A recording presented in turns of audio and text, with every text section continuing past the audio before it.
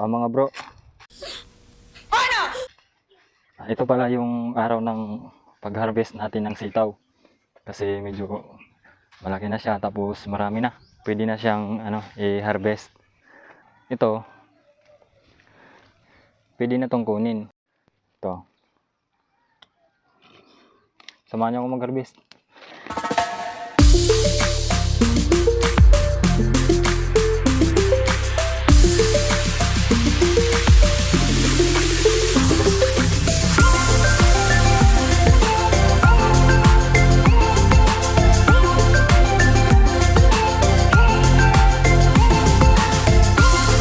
Konti na lang yung kukunin natin kasi kanina nag-ikot na kami dito.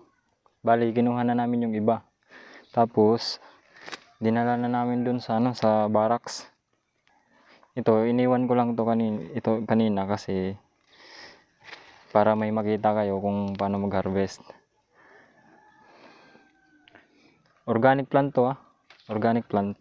Ito nga pala, marami ng insekto dito. Napakarami na. Ang dami ngang lumilipad. To dito. Yan. Sayang kasi to pero wala tayong magagawa. Tapon na lang.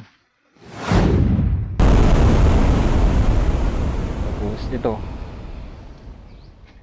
Ito. Yan. Marami na. Normal lang pala to sa sa organic. Kasi pag organic yung ginamit nyo, wala namang chemical yan. So kahit anong insekto talaga makakalapit. Kasi walang chemical. Tapos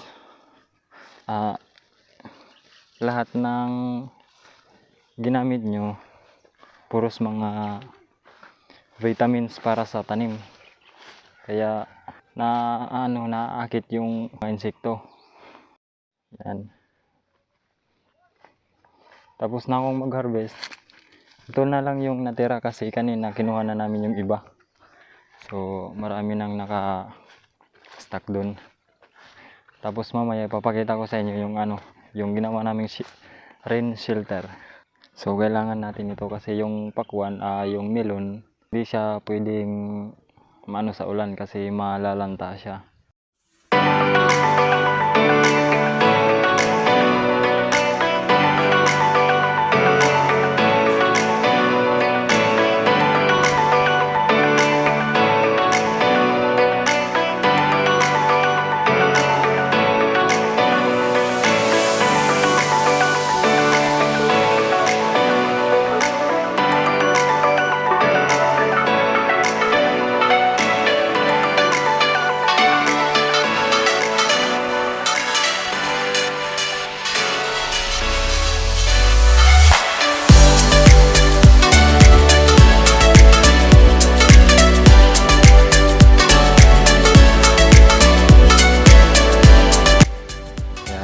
Kami ng rain shelter.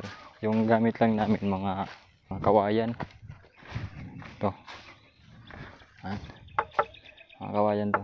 Tapos kawayan to lahat. Ito kahoy yung puste.